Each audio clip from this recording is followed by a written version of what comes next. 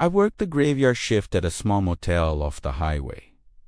Nothing fancy, 3 floors, about 40 rooms, and most weeknights it was almost empty. The worst things I expected were a late check-in or someone who forgot their key. So you can imagine how off-tilt I felt the night the man showed up around 11 and changed the whole place for me. He buzzed in like any guest, jeans, a baseball cap, a backpack, mid-40s.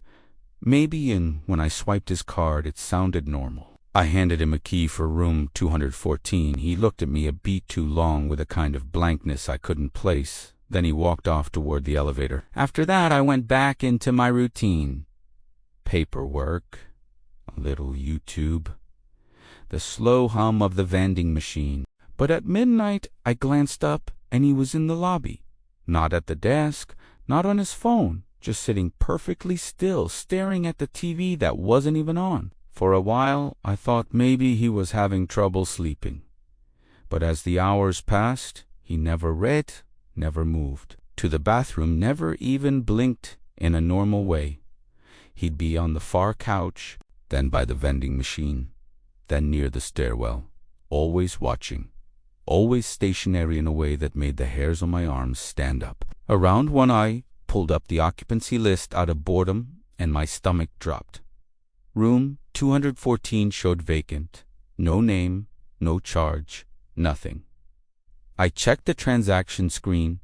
No payment. The key entry lock.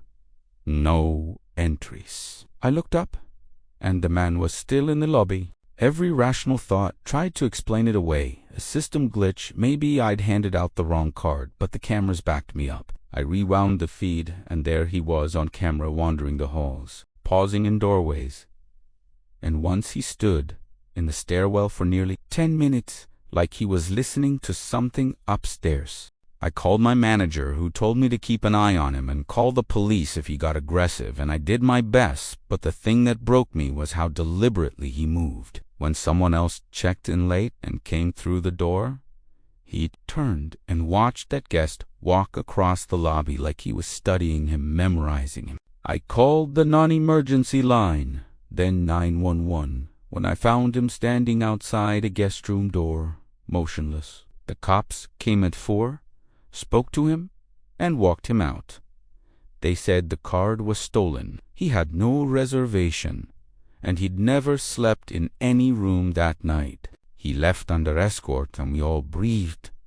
But the footage later showed something that made my stomach twist. He had stood in front of a specific door on the 2nd floor for nearly 5 minutes, looking at it the whole time, then crouched near the base of the stairwell and remained there with his back to the camera in a way that made it hard to tell if he was sitting or kneeling. And at one point, something small and dark slid quickly out from under that closed door and vanished into the ceiling shadow as if it had been pulled under. I didn't tell anyone that until months later because it felt insane. But I replayed those frames until my eyes were raw.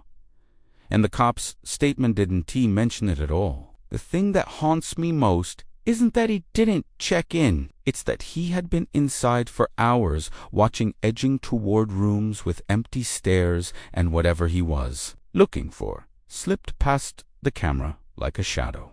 Even now, a year later, I'll get a text reminder at 3 a.m., and my chest clenches. I double lock my doors.